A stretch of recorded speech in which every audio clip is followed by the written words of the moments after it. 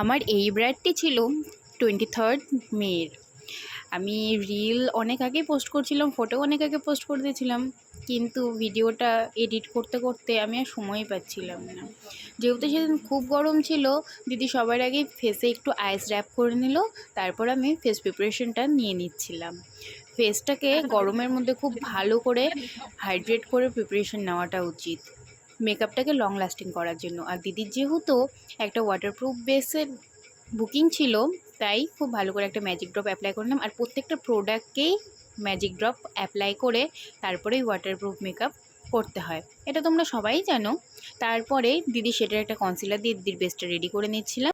তারপর ফেসে foundation apply করছিলাম। ফাউন্ডেশন ইউজ করেছিলাম আমি হুডা বিউটির।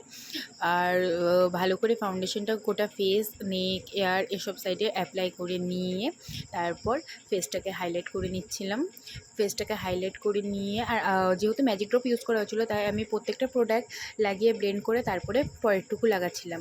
ম্যাজিক ড্রপ লাগালে একটু সাবধানে কাজ করতে হয়, যেহেতু ফ্যানও চলছিল ঘরে আর একটু লাইটের প্রবলেম ছিল। ভিডিওর বেশিরভাগ বড় অংশটাই ডে লাইটে শ্যুট করা। দিদির ফেসটা ভালো করে হাইলাইট করে নিয়ে তারপর আমি কন্ট্রোল করে নিচ্ছিলাম। আর যেহেতু দিদির সাথে অনেক ছোটোবেলা থেকে আমরা চেনা পরিচিত, মানে আমি চেনা পরিচিত, তাই প্রচুর প্রচুর পরিমাণে গল্প হচ্ছিল। আর এই আন্টি কিন্তু দিদির মা।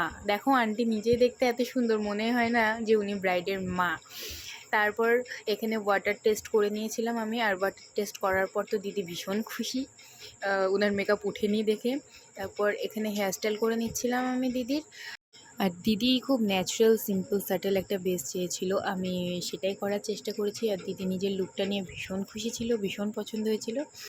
আর এর র ফুটেজগুলো আমি সামহাও হারিয়ে ফেলেছিলাম, যার জন্য ইনস্টাগ্রাম রিলের থেকে কিছুটা ফুটেজ নিয়ে এখানতে অ্যাড করে দিয়েছি। তোমাদের সবার এই কাজটা কেমন লাগলো অবশ্যই জানাবে, আর ভালো লাগলে একটু লাইক কমেন্ট করে দিও। সবাই ভালো থেকো, সুস্থ থেকো।